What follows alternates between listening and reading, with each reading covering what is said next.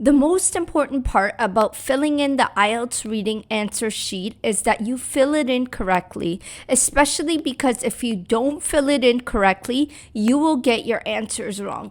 So in today's video, I'm going to discuss 7 very important points that you need to know when you are filling your IELTS reading answer sheet for the IELTS reading section. For those of you who don't know who I am, my name is Miss Wafa and I'm a certified English language teacher in Canada. So let's get right into the video. So the first very important tip you need to know when you are filling your IELTS reading answer sheet is that you need to pay attention to the particular question of the passage you are completing. So for example, if you are given a question and the instructions of the question says the answer should be no more than 2 words, then you need to make sure that you write no more than 2 words. Because if you write 3 words or 1 word, you will get this answer wrong. So don't even write words such as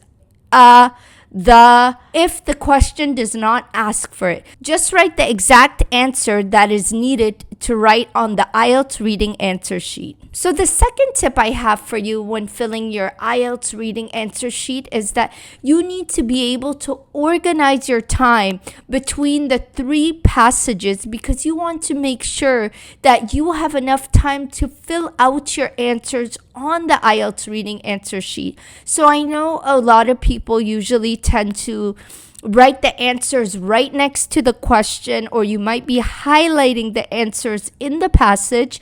So you need to make sure that you organize your time to make sure that you have enough time to write your answers on the IELTS reading answer sheet, especially because you will not be given any time at the end to transfer your answers from the questions to the IELTS reading answer sheet. So you need to make sure that you are able to organize your time yourself. And one tip I have for you is that between the 3 passages, the last passage usually takes the longest. So try to allocate more time for the last one rather than the first 2.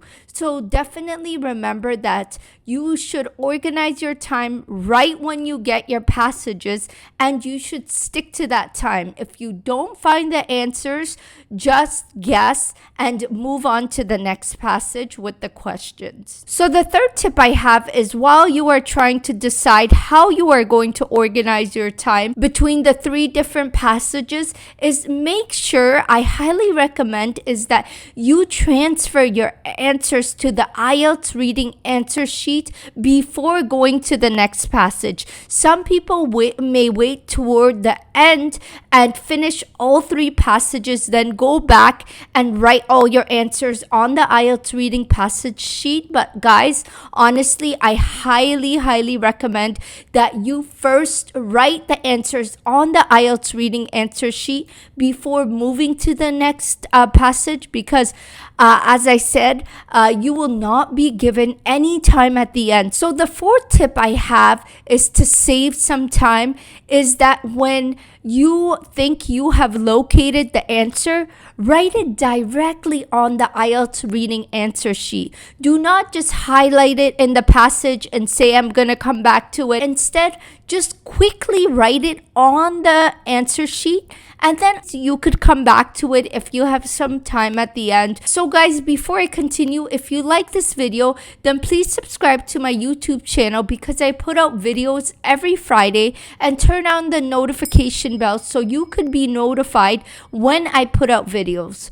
Also, check out my website at eslwords.com, where I have written lots of articles on all the different parts of the IELTS exam. And I include a lot more tips and strategies on my website, so I highly recommend you check that out. The fifth tip I have for you is that while you are transferring your answers to the IELTS reading answer sheet, whether it's during your passage or right after you complete your passage, make sure you pay attention to any spelling errors, or make sure that you pay attention to those instructions that I mentioned earlier. So while you are transferring your answers to the IELTS reading answer sheet, just double check your spelling, double check the instructions of the exact requirements the question is asking.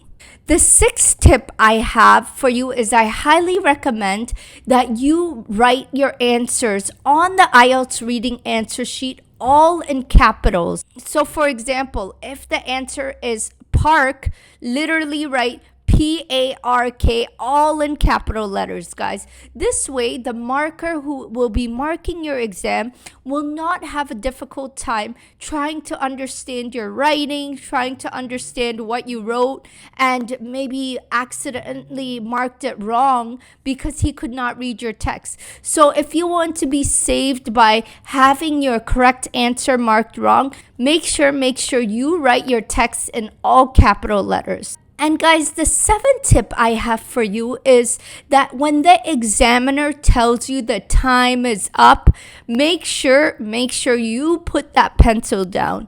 If the examiner catches you, even if he told you to stop and you want to complete your sentence, you will be given 0 because you were not able to follow instructions. So I'm just warning you is that when the examiner tells you to stop writing, you put your pencil down.